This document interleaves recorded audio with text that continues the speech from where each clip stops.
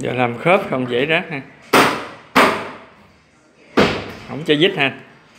Viết thì viết cái tay cầm này nó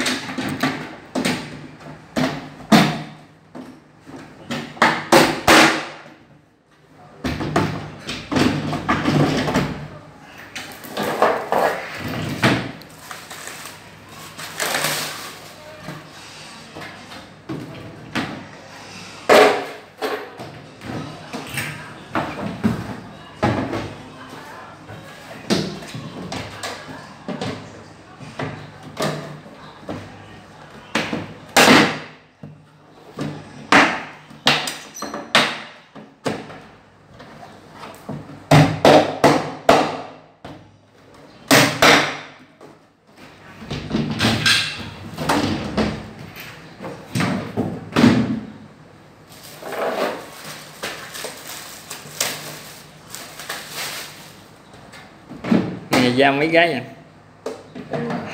Ngày giao được mấy cái? ngày được 5 cái.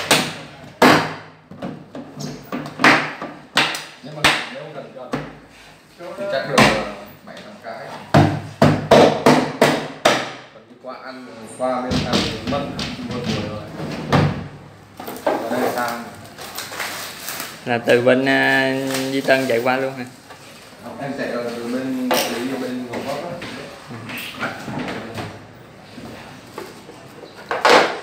Còn công ty còn xa nữa, công ty bên Duy Tân là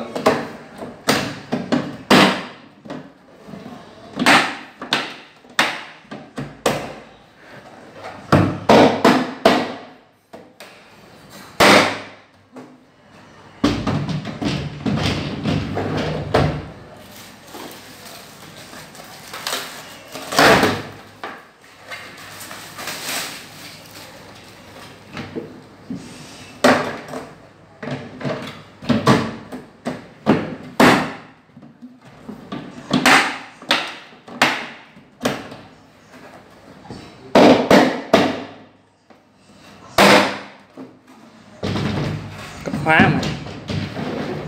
dạ.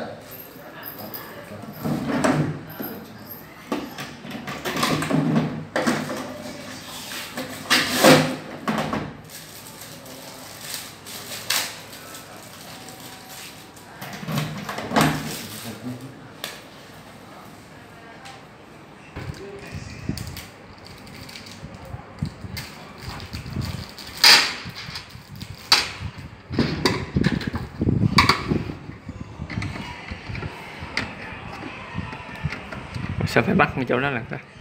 Dạ. À cái tay cầm hả? Dạ.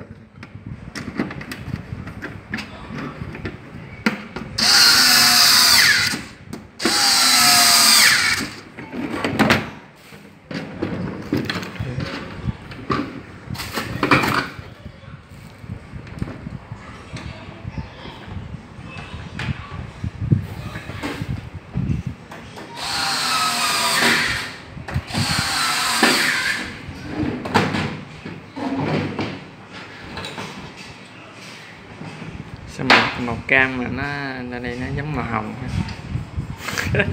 Trong nhà chứ không màu cam vậy.